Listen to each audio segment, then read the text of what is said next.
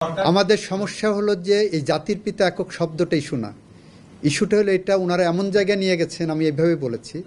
সংবিধান থেকে জাতির পিতা, বাঙালি জাতীয়তাবাদ এবং সমাজতন্ত্র, ধর্মনিরপেক্ষতার মতো বিষয়গুলো বাদ দেওয়ার প্রস্তাব করেছেন অ্যাটর্নি জেনারেল মোহাম্মদ আসাদুজ্জামান।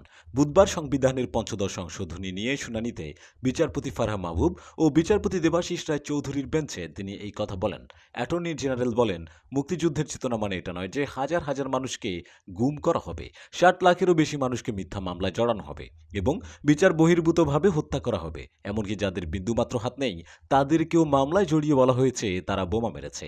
হজ পালনরত ব্যক্তিদেরও আসামি করা হয়েছে। তিনি বলেন, মুক্তিযুদ্ধের চেতনার নামে এসব হতে পারে না।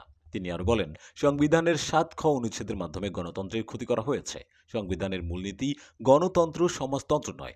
আমরা সমাজতন্ত্র বাদ দিতে চাই। শেখ মুজিবুর রহমানের অবদান অস্বীকার করা হয় না, তবে জাতির পিতা নিয়ে বিতর্ক রয়েছে। স্বাধীনতার পর সংবিধানে জাতির পিতা উল্লেখ ছিল না, এটি পঞ্চদশ সংশোধনীর মাধ্যমে সংযোজন করা হয়েছে।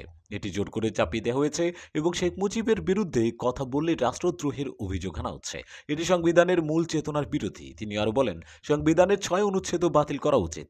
এটি জাতির মধ্যে বিভেদ সৃষ্টি করেছে। পৃথিবীর কোথাও ভাষার ভিত্তিতে জাতিসত্তা নির্ধারণ করা হয় না। ৭ ক ও ৭ খ অনুচ্ছেদ সম্পর্কে তিনি বলেন, এগুলো গণতন্ত্রকে ধ্বংস করার উদ্দেশ্যে করা হয়েছে এবং এটি স্বৈর শাসনের দীর্ঘায়িত করার জন্য করা হয়েছে। এটি আইনের শাসনের বিরোধী। অনুচ্ছেদ ৮-এ ধর্মনিরপেক্ষতার শব্দটি রাখার প্রয়োজন নেই বলে মন্তব্য করেন তিনি। দেশের ৯০% মুসলমান এবং সংবিধানে আল্লাহর প্রতি অবিচল আস্থার কথা ছিল।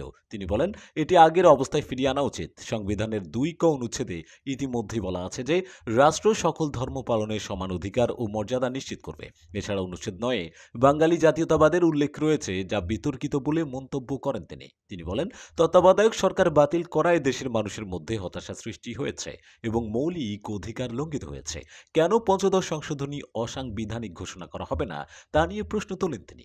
পঞ্চদশ সংশোধনী সংবিধানে থাকা উচিত নয়, কারণ এটি মুক্তিযুদ্ধের চেতনা, ৯০-এর গণ অভ্যুত্থান এবং ২৪ জুলাইয়ের বিপ্লবের সঙ্গে সাংঘর্ষিক। এই সংশোধনী বাতিল না হলে শহীদ আবু সাঈদ ও মুগ্ধদের আত্মা শান্তি পাবে না।